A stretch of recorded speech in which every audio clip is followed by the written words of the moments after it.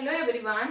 Now in this session we are going to discuss about the genetic disorders. Genetic disorders means, what do you understand by this word genetic disorder?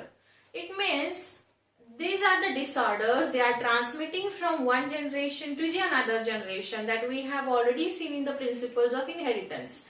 Genetically disorders can transmit from one generation to the another or maybe next generation. There is something wrong with the genes, right? So it does not cause with the virus, bacteria, protozoa, fungal member, right? So ये हमें virus bacteria से नहीं होता है, rather than ये हमारे jeans में ही present रहता है और वही जीन्स जनरेशन आफ्टर जनरेशन आगे पास करता है वो डिसीज. तो genetic disorders can be, you can say it has its type. तो genetic disorders can be of two types. Genetic disorders दो टाइप के हो सकते हैं. पहला है मेंडेलियन डिसऑर्डर और second one would be a chromosomal disorder. Second one would be a chromosomal disorder. Now, Mendelian disorder means there is a mutation or alteration or deletion in a single gene, right? So यहाँ जो कुछ भी change होगा या जो कुछ भी affected symptom या जो उस अफेक्टेड इंडिविजुअल को होने वाला है, that is with only slight one gene mutation, या फिर आप वो वन जीन में जो चेंज होगा, it can be deleted, it can be mutated, it can be altered, but with the help of only slight change in the gene. And chromosomal disorders means there has to be a change in the chromosome pattern. Like for example, now in your book they have mentioned, first we'll list down the disorders, then you can easily understand what is I'm actually talking about, right? So the Mendelian disorders is first is hemophilia. First is hemophilia. Another would be a color blindness. Another would be a cystic fibrosis. Cystic fibrosis. Then next would be you can say thalassemia. Thalassemia. Then next would be a sickle cell anemia. Sickle cell anemia. Then fifth would be phenylketonuria. Phenylketonuria. PKU, the short form for this. Out of these five, we already had a discussion on sickle cell anemia. कुछ याद आ रहा है? Now, वो जब हमने session किया था, कौन सा किया था? कुछ याद अगर आ रहा होगा तो प्लियोट्रॉपी में हमने इसको पढ़ा हुआ है, जहां हमने देखा था ओनली एक अमाइनो एसिड में चेंज होता है. There was only one amino acid that is replaced by something another amino acid, और उसी वजह से सिकल सेल अनीमिया होता है. मतलब यहाँ क्या है, सिंगल जीन थोड़ा सा स्लाइड जीन में चेंज हो जाएगा and that has to carry from generation after generation, जिसको हम मेंडेलियन डिसऑर्डर्स बोलेंगे. That can also be consider as a genetic disorder. Now we have to understand what is chromosomal disorder. Chromosomes means, now here you have to understand, for example, human being has a 46 chromosome, right? 46 से 46 को अगर मैंने suppose let से अगर हमें उसमें pairing करना है, या मे बी आपको इसमें ये ऑटोसोम्स एंड सेक्स क्रोमोसोम में डिवाइड करना है, तो हम कैसे करेंगे? 46 क्रोमोसोम्स सिंगली होते हैं, and if we pair it, अगर हम इसको पेयर करेंगे तो हमारे पास 23 पेयर्स हो जाएंगे, right? Now out of these 23, 22 are autosomes and one is a sex chromosome, right? Now this one is also different in male and female. If it is a male, then it has, like, the male has X and Y. If female, then female has a double dose of X chromosome. So 22 plus 1 it makes a 23, right? ये 22 plus 1 it makes a 23 pairs of chromosome. मतलब ultimately they are the 46 in number. Now you have to understand here, chromosomal disorder मतलब हम लोग 46, ये जो number है ना, इसके आगे भी नहीं जा सकते हैं, 46 प्लस 1 भी नहीं कर सकते हैं, ना ही 46 माइनस 1 कर सकते हैं. So these are the abnormal conditions for us. So इसीलिए 46 मेंटेन होना चाहिए. इसीलिए क्रोमोसोम में अगर कोई चेंज होता है, ऑल्टरेशन होता है, डिलीशन होता है, so that would be consider as a chromosomal disorder, right? So in your book they have given different syndromes, right? Klinefelter syndrome, Turner syndrome, right? तो हमें यहाँ क्या पढ़ना है? जैसे डाउन सिंड्रोम दिया हुआ है, Down syndrome, then after that Turner syndrome, right? फिर उसके बाद Klinefelter syndrome. So basically now here you have to understand the difference between these two. These Mendelian disorders, now here we'll discuss one by one. We'll discuss each one of them. Hemophilia, color blindness, हम सारे Mendelian disorders पढ़ने वाले हैं. Rather than we'll also discuss the chromosomal disorder. But the point is that here you just have to understand the difference between these two disorders, right? So ये genetic ही disorder ही है दोनों. ये हमें किसी bacteria, virus किसी से नहीं होगा, इवन कोरोना से भी नहीं होगा ये, राइट? सो बेसिकली ये जेनेटिक डिसऑर्डर है जो कि आपके ब्लड में ऑलरेडी रहता है. जब आपका बॉर्न होता है तो वो आपके पेरेंट्स से आपको आता है, पेरेंट्स को उनके पेरेंट्स से आता है. तो now it has like travelled, like बहुत सारी जनरेशन से ट्रेवल होते हैं. So these are certain diseases.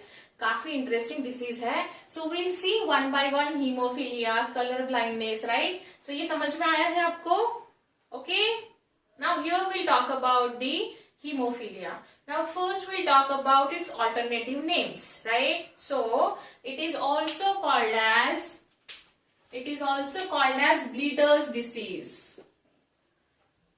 It is also called as bleeder's disease, or it is also called as royal disease, or it is also called as royal disease.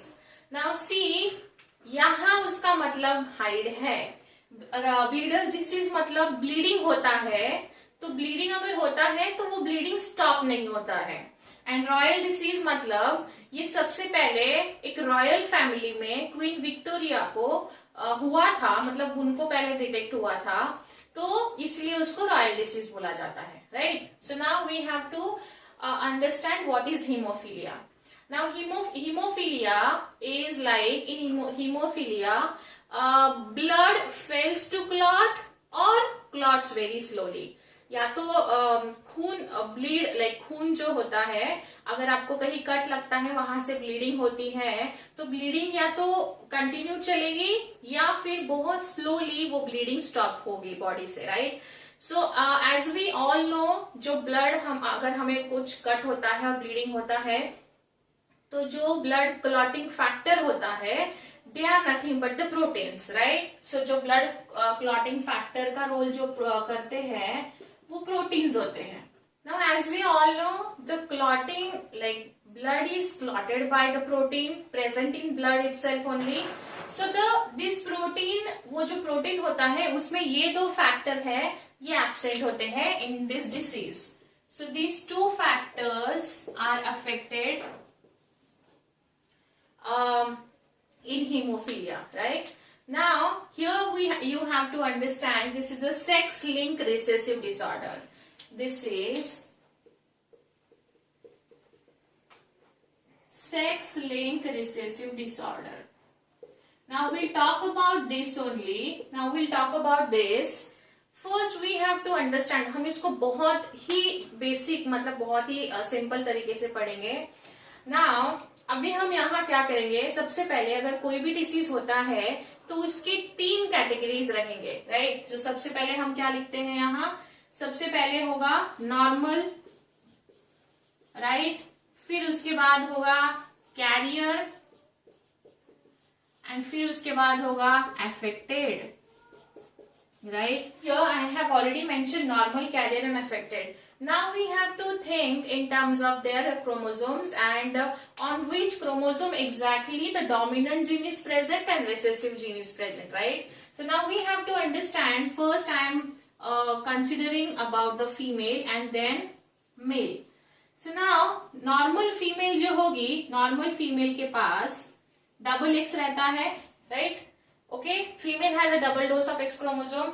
Carrier female also should have a double dose of X chromosome and यहाँ भी double dose of X chromosome होना चाहिए, इसमें कोई change नहीं होगा. But the point is that now where exactly these genes are located on the chromosome that we have to understand. Now here we have to understand is normal जो रहेगा, normal female, उसके दोनों chromosome पे capital H रहेगा, right? This H gene is responsible for this is a dominant condition, right? And this dominant condition is for this hemophilia. मतलब like अगर वो dominant है तो hemophilia का कोई chance नहीं है. But then if she is a carrier, अगर वो carrier है, then H and एक small h होगा. मतलब still she has a one dominant and if it is a recessive also, like ये जो gene है वो अभी उसको disease cause करेगा. But then वो disease cause जो कर रहा है that is a recessive disorder. यहाँ लिखा है देखो sex link recessive disorder. मतलब क्या, ये sex chromosome पे link होता है. But then this is a recessive disorder, मतलब यहाँ ये H है, ये उसको अफेक्ट कर सकता है. But there is another H which is a dominant, so that वो उसको अफेक्ट करने नहीं देगा. एंड अगर फीमेल अफेक्टेड होती है तो both should be small h होने चाहिए, राइट? सो यहाँ आप याद रखिए, if there is a capital H then normal condition होगा this H and this H. But then अगर एक H और दूसरा स्मॉल होगा तो वो कैरियर होगी, बिकॉज वो जीन जो है उसको डोमिनेट नहीं होने दे रहा है, राइट? जो डोमिनेंट जीन है वो रेसेसिव को उसका जो है इफेक्ट वो नहीं शो करने दे रहा है. नाउ मेल, अभी मेल में देखेंगे क्या होता है. Male has a XY, again XY, again XY. Now we have to understand, ये जो जीन है ये बस एक्स क्रोमोसोम में प्रेजेंट रहता है. तो नॉर्मल अगर मेल होगा तो नॉर्मल मेल में यहाँ only there would be a H. This X has this gene capital H and Y और इस जीन का कोई भी रिलेशन नहीं है. अगर कैरियर होगा तो ऐसा थोड़ी लिखेंगे हम, कैरियर होगा ही नहीं मेल में. कैरियर होने के लिए आपको ऐसी कंडीशन चाहिए, दो एक्स प्रेजेंट होने चाहिए, राइट? सो जो मेल होगा आइदर मेल नॉर्मल होगा या तो वो अफेक्टेड होगा, बिकॉज यहाँ स्मॉल h आ सकता है ना. मैंने अभी आपको बताया Y के साथ H का फ्रेंडशिप नहीं हो सकता है. Y और H दूर दूर तक एक दूसरे को नहीं जानते हैं, इसलिए Y और H एक साथ नहीं आ सकते हैं, right? So now see, male में ये नॉर्मल का जीनोटाइप होगा और अफेक्टेड में ये होगा, राइट? सो नाउ अभी हमें समझना है, अगर हम अभी ये क्रॉसेस परफॉर्म करेंगे तो क्या रिजल्ट मिलता है, दैट वी हैव टू सी. और वो रिजल्ट काफी इंटरेस्टिंग भी हो सकता है, राइट? आपको ये समझ में आया कैसे है, ये लिख के रखिए नोटबुक में एक बार. और अभी हम उसके क्रॉसेस करते हैं.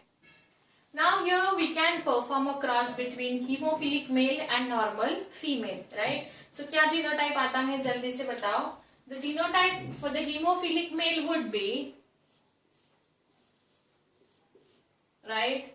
And normal female में ये क्राइटेरिया होगा, right? Now we have to perform a cross, and now first this XH will go for this XH, XH. This one is a carrier. ये कैरियर हो जाएगी, समझ में आ रहा है आपको? फिर ये जो है this will also go here and this will also produce a carrier, right? यहाँ याद रखो ये affected है, hemophilic male मतलब affected है. Now in second condition we have to understand here this XHY, ये होगा normal male and this is also normal male. मतलब if hemophilic male marries with a normal female, then आपको उस generation में symptoms as such नहीं दिखेंगे, carrier female होगी लेकिन वो कैरी करेगी, उसके साथ कुछ नहीं होगा। सो यस, जो हीमोफिलिक मेल से जो मेल प्रोड्यूस होते हैं, if the female is normal then both are the males are normal, मतलब उनके सन जो रहेंगे, सन दोनों सन वो होंगे नॉर्मल। तो अभी अगर आप देखोगे तो 50% वुड बी कैरियर, लेकिन ये फीमेल होगा। 50% female would be carrier and 50% male would be normal, right? है ना इंटरेस्टिंग? मतलब वो मेल जो है उसको नॉर्मल फीमेल से क्रॉस करने के बाद अगले जनरेशन के मेल नॉर्मल होंगे, right? So now here see, interesting है, मतलब इसके पास क्लॉटिंग फैक्टर नहीं था, राइट? बट जैसे ही अगले जनरेशन में now they will have a clotting factor for this blood और they will also have a normal clotting, ठीक है? अभी हम क्या करते हैं, यहाँ दूसरा क्रॉस करते हैं and the cross is like, हम लोग कैरियर फीमेल को नॉर्मल मेल के साथ क्रॉस करेंगे। Now will cross carrier female with normal male, right? अभी कैरियर फीमेल अगर है तो the genotype should be like this, और नॉर्मल मेल अगर है तो genotype should be like this, right? Now we have to understand here, अगर हम क्रॉस करेंगे तो हमको देखो, this is the normal female, ये नॉर्मल फीमेल हमको यहां मिलेगी। अगर हम इसको क्रॉस करेंगे तो ये नॉर्मल मेल हमको मिलेगा। समझ में आ रहा है आपको? हमने कैरियर फीमेल को नॉर्मल मेल के साथ क्रॉस किया। Now here it is something interesting, यहाँ XH होगा, this would be a carrier female. Female ही कैरियर होती है, मेल में कैरियर नहीं हो सकता है, because female has a double dose of X chromosome, एक डोमिनेंट रहता है एक रिसेसिव रहता है, तो रिसेसिव जो है वो डोमिनेंट पे हावी नहीं हो पाता है। And now here this is XHY। Now see, बहुत इंटरेस्टिंग रिजल्ट मिला है हमको, this is affected male, this one is affected male. Now see, normal female हमें मिलती है 25%, normal male 25%, carrier female 25%, affected 25%। जब फीमेल कैरियर होती है और मेल नॉर्मल होता है तो देखो हर एक टाइप का हमें मतलब ऑस्प्रिंग्स मिलते हैं। नॉर्मल भी मिलती है फीमेल, कैरियर भी फीमेल मिलती है, नॉर्मल मेल के साथ साथ अफेक्टेड मेल भी मिलता है। So carrier female is a very dangerous I would say case, because carrier female अगर नॉर्मल मेल के साथ भी क्रॉस होता है तो there will be a male जो होंगे, एक मेल अफेक्टेड होगा, एक मेल नॉर्मल होगा, एक फीमेल नॉर्मल होगी, एक फीमेल कैरियर होगी, राइट? सो हमने 2 क्रॉसेस यहाँ कर लिए हैं, अभी और 2 क्रॉसेस हो सकते हैं जो मुझे आप आपके नोटबुक में ड्रॉ करके दिखाओगे। सो आपको समझ में आया हीमोफीलिया क्या है? हीमोफीलिया मतलब this is a sex linked recessive disorder.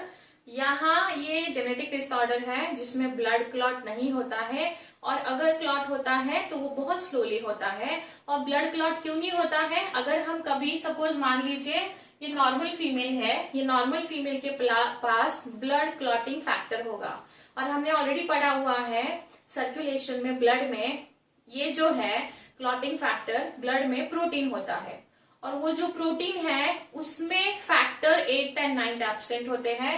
सो इसमें वो फैक्टर एब्सेंट रहेंगे, बट इसमें इसके पास वो है। And because it's a recessive disorder, तो यहाँ देखो रेसेसिव जीन बैठा है एक्स पे, ये जीन जो है एक्स के साथ ही फ्रेंडशिप कर सकता है, उसको वाई के साथ नहीं जमता है। सो इसीलिए वो एक्स के साथ अगर होगा तो ये होमोजाइगस कंडीशन हो जाएगा, होमोजाइगस डोमिनेंट।